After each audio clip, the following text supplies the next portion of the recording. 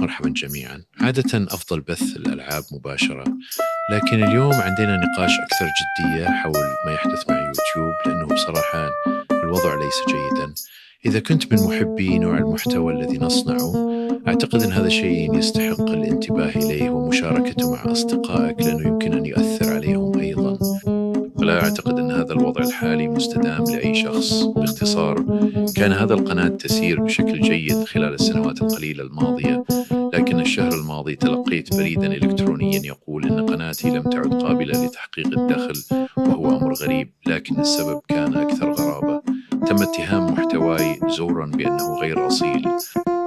يقول إن إنسانا دام بمراجعة القناة بس لا يمكن أن يكون ذلك قد حدث، لأنه إذا قضيت أكثر من 10 دقائق هنا حتدرك أن الفيديوهات تصدر بوتيرة بطيئة، وأن القناة مليئة بالبثوث المباشرة من قبل أشخاص حقيقيين. إذا تحققت من السياسة، هذا ما تقوله، لكن لا يحتوي أي من محتواي على أي من هذه الأشياء التي لا يسمح بها. نحن لا نقوم بعروض الشرائح، لا يوجد قالب. كل فيديو فريد وأصلي. قيل لي أنه يمكنني الاعتراض على قرار إلغاء الربح، وإذا لم ينجح سيتعين علي الانتظار 90 يوما قبل أن أتمكن من التقديم للربح مرة أخرى. نظريا هذا ليس بالأمر الكبير. اعتقدت أنه يجب أن يكون هناك خطأ، وأنه بمجرد أن أوضح أنه كما تعلم لا يوجد شيء خاطئ هنا سيكون من السهل إصلاحه.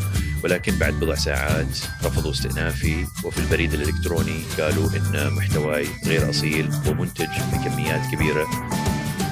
في النهاية بعد المزيد من الضغط ادعوا أن إنسانا قد نظر في الأمر، لكنهم لا يستطيعون تحديد أي من الفيديوهات تنتهك السياسات. لا يمكن أن يكون إنسانا حقيقيا قد نظر إلى قناتي، لأن هذا هو نفس البريد الإلكتروني الذي تم نسخه ولصقه وإرساله إلى آلاف المبدعين الآخرين.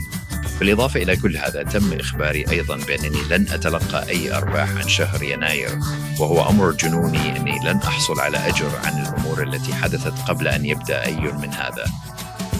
لدي مدير قناة سأبقيه مجهولا، لكنه حتى اعترف بأن هذه الحالة تبدو إيجابية كاذبة، ومع ذلك يبدو أن الذكاء الاصطناعي رفض استئنافه أيضا.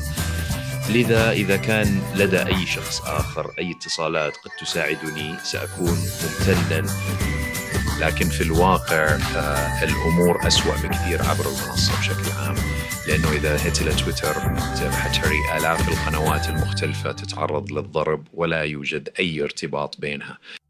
أحيانا يكون الأمر متعلقا بالرسوم المتحركة، وأحيانا بالتاريخ، وأحيانا يكون قنوات كبيرة، قنوات صغيرة، وأحيانا يكون البث المباشر، اللاعبين، سمي ما شئت.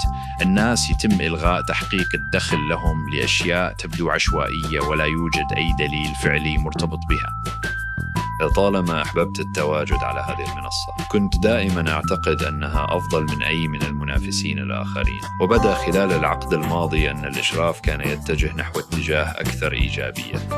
في الوقت الحالي يبدو أن أنظمة الذكاء الاصطناعي الجديدة للمراقبة تعاني من عدد من مشاكل التوافق التي تضر بآلاف المبدعين المختلفين حتى أكثر مني. بالنسبة للجميع على هذه المنصة، أن تكون مبدعا الآن هو أمر غير موثوق، غير مستدام، لكن الخبر الجيد هو أن بعض الأشخاص في يوتيوب يبدو أنهم يحاولون تصحيح هذا الخطأ. بعض القنوات يتم إعادة تحقيق الدخل لها بعد إثارة ضجة كافية على تويتر أو إكس. لذا شارك هذا الفيديو مع صديق وعلق عليه وانشره في علامة التبويب الخاصة بمجتمعك. ساعدوا في نشر الكلمة حتى نتمكن من التحرك نحو حل هذه المشكلة لي وللآلاف من المبدعين الآخرين الذين تأثروا منها. هناك الكثير من أنواع المحتوى الجديدة اللي كنت أجربها، والنتائج حتى الآن كانت جيدة جدا، لكن بحاجة إلى التأكد من أن يوتيوب يبقى مكانا مستداما وودودا للجميع لتحقيق ذلك. أمل أن أتمكن من إصلاح الأمور قريبا. لست متأكدا مما هو خطأ في قناتي، لكني أمل ألا أضطر إلى الانتظار 90 يوما قبل أن أتمكن من البدء في الحصول على أجر للبث المباشر وصنع الفيديوهات مرة أخرى. لكن سأبقيكم على اطلاع، وآمل ألا يضطر أي شخص آخر للمرور بهذا مرة أخرى.